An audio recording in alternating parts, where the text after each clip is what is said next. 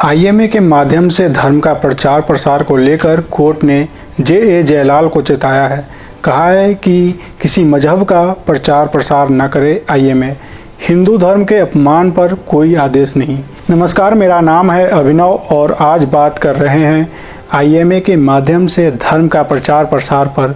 बड़े पदों पर बैठ किसी संस्था के पीछे धर्म का चक्रव्यूह। दुनिया में पुनर्जागरण के बाद से ही यह स्थापित किया गया कि धर्म पर विज्ञान को प्रधानता दी जानी है।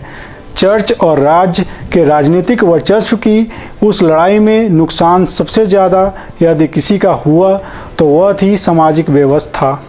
किसी भी देश में कई तहों में छोटे छोटे समाज हुआ करते हैं। सबकी अपनी समझ, अपनी सोच और मान्यताएं होती है। एक धागा जो इन सब समाजों को एक डोर में पिरोता है वो है धर्म। अब धर्म अपने आदर्श स्वरूप में एक बेहद चुस्त और लोकतांत्रिक प्रक्रिया है। धर्म अलग अलग जगहों पर अलग अलग स्वरूपों में मौजूद है। जैसे भारत में धर्म का पुराना स्वरूप परंपराओं के रूप में था। ये परंपराएं समाज में हर तबके में उन तबके की सुविधानुसार अलग अलग है। लोगों की जीवनचर्या में धर्म का प्रभाव काफ़ी बढ़ गया।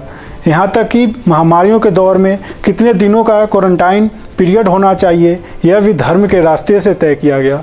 जहाँ भी इस तरह की औपनिवेशिक शक्तियाँ पहुँची वहाँ की मूल ज्ञान परंपराओं का नाश हो गया।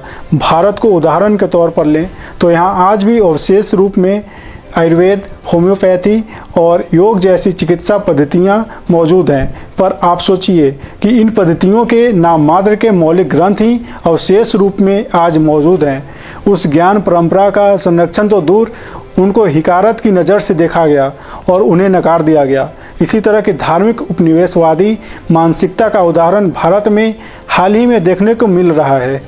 इंडियन मेडिकल एसोसिएशन यानी आईएमए भारत में स्वास्थ्य मामलों को लेकर बनाई गई एक ऐसी संस्था है जो भारत की आज़ादी के पहले से चल रही है। जाहिर है कि यह संस्था भी मेडिकल के नाम पर अंग्रेजी पद्धति को ही महत्व देती है। हाल का मामला यह है कि आईएमए अध्यक्ष जॉन रोज ऑस्टिन जयलाल पर एक मुकदमा दर्ज हुआ। इस मुकदमे में यह कहा गया है कि अध्यक्ष जी कोविड-19 महामारी का फायदा उठाते हुए महामारी से जूझ रहे लोगों को ईसाई धर्म अपनाने को विवश कर रहे थे। क्रिश्चियनिटी टुडे को दिए गए एक इंटरव्यू में आईएमए के अध्यक्ष और पेशे से सर्जन डॉक्टर जयलाल ने कहा, मैं मेडिकल कॉलेज में प्रोफेसर हूँ और यह मेरे लिए एक अच्छा मौका है कि मैं ईसाई धर्म की उपचार पद्धतियों का प्रसार कर सकूं। ये वही डॉक्टर हैं जिन्होंने पिछले दिनों सरकार पर न सिर्फ आरोप लगाया बल्कि इस बात के लिए आंदोलनरत रहे कि भारत में हिंदू पद्धति पर सरकार जोर दे रही है। इस मामले में दिल्ली की एक अदालत ने आईएमए अध्यक्ष प्रोफेसर डॉक्टर जे जयलाल को नसीहत दी है कि वो किसी मजहब के प्रचार प्रसार के लिए आईएमए प्लेटफॉर्म का इस्तेमाल न करें। हालांकि कोर्ट ने साथ ही यह याचिका को रद्द कर दिया जिसमें हिंदू धर्म के अपमान के लिए उनके खिलाफ मानहानि का मुकदमा चलाने की अपील की गई थी। एडिशनल सेशन जज अजय गोयल ने यह फैसला सुनाया। इस दौरान जज ने पाकिस्तान के कट्टरवादी इस्लामी कवि मोहम्मद इकबाल की पंक्तियाँ मजहब नहीं सिखाता आपस में बैर करना भी सुनाया। उम्मा के पैरोकार अल्लामा इकबाल ने मुस्लिम है, हम वतन है सारा जहां हमारा लिखा था और मूर्ति पूजा का मजाक उड़ाया था। एएसजे गोयल ने अपने आदेश में लिखा, मजहब नहीं सिखाता आपस में बैर रखना, हिंदी हैं हम, वतन है हिंदुस्तान हमारा, सारे जहां से अच्छा हिंदुस्तान हमारा। जज ने कहा कि मुस्लिम कवि द्वारा लिखे गए इस तराने में जो हिंदी शब्द है वो हिंदुओं की नहीं बल्कि सारे हिंदुस्तानियों की बात करता है।